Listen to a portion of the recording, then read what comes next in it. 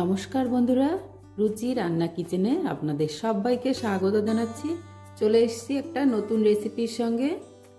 আজ করব মূলো শাক ভাজা। তার জন্য এখানে মূলো শাক নেওয়া হয়েছে। আর এই মূলো শাকটা, উপরে শাকটা খাওয়া যাবে দুইভাবে, এই দুটো রেসিপি করা যাবে এই মূলো শাকটা দিয়ে। একটা মূলো শাকটা ভাজা খাওয়া যাবে আর মূলোটাকে তরকারি খাওয়া যাবে।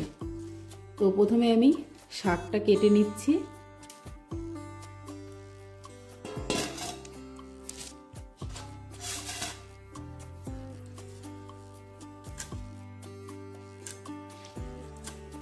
আর এই যে এই মোটা ডাঁটাগুলো ফেলে দেব, শুধু পাতার জায়গাটাকেই নিতে হবে। শুধু মূলো শাকও পাওয়া যায়, আর এরকম মূলো শাক আনলে এটা এইভাবে কেটে নিলে এটাও ভালো লাগে খেতে। তো এইটা এই কচি পাতা বেছে নিতে হবে, আর যে অংশটা শাক আছে সেই অংশটা থেকে নিতে হবে। বাকিটা এই মোটা ডাঁটাগুলো আমি ফেলে দেব।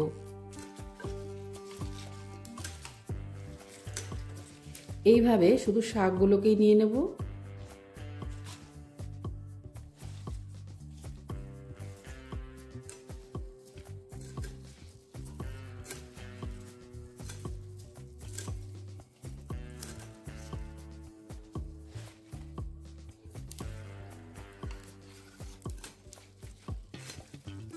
এইভাবে আমি সব শাকটা কেটে নিচ্ছি। মূলো শাকটা আমি বেছে নিয়েছি। এবার এটাকে এই অবস্থায় ধুয়ে নেব। কোচানোর আগেই শাকটা ভালো করে ধুয়ে নেব, জল পাল্টে পাল্টে। মূলো শাকটা ভালো করে জল পাল্টে পাল্টে ধুয়ে এনেছি। এবার বটিটাও আমি ধুয়ে নিয়েছি। এবার শাকটাকে কুচিয়ে নেব।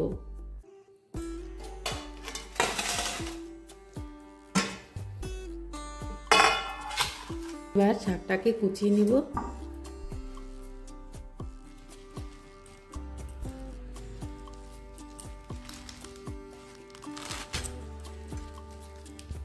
এইভাবে যতটা সরু করে কুচানো যায়।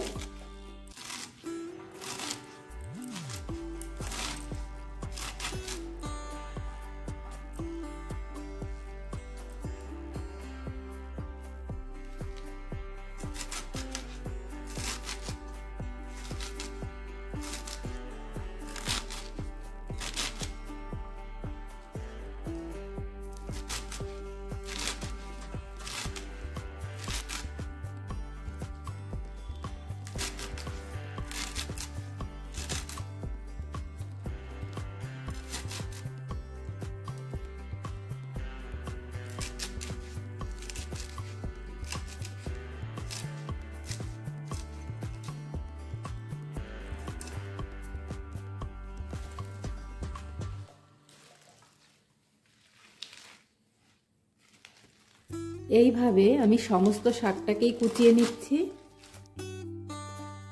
সম্পূর্ণ শাকটা আমি কুচিয়ে নিয়েছি।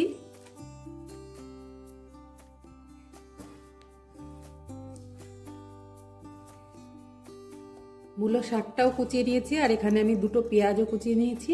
এবার চলে যাব শাকটা ভেজে নেওয়ার জন্য। উনানে কড়াই বসিয়ে দিয়েছি গরম হতে। এবার দিয়ে দেবো তেল। তেলটা একটু গরম হয়ে গেলে দিয়ে দেব দুটো শুকনো লঙ্কা, আমি একটু ছিঁড়ে দিয়েছি। এবার দিয়ে দেবো পেঁয়াজ কুচিটা।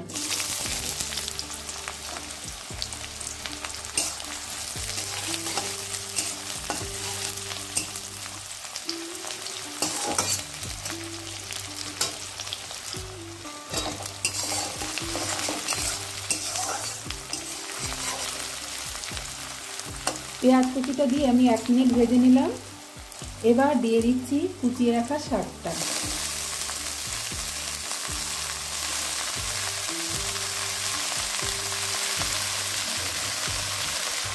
এবার শাকটাকে একটু প্রথমে আমি ভেজে নেব, হলুদ লবণ দেবো না আগেই।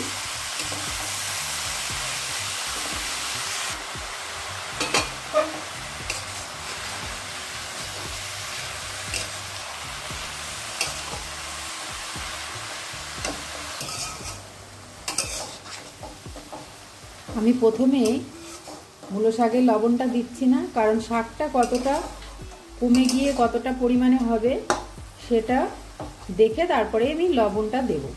তো সেই জন্য আগেই আমি লবণটা দিলাম না।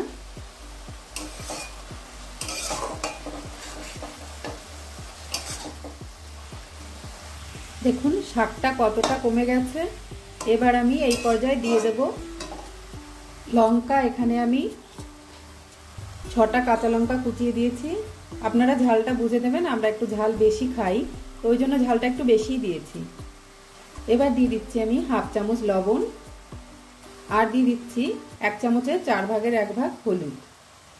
এবার এই হলুদ লবণটা দিয়ে শাকটা একটু ভেজে নেব।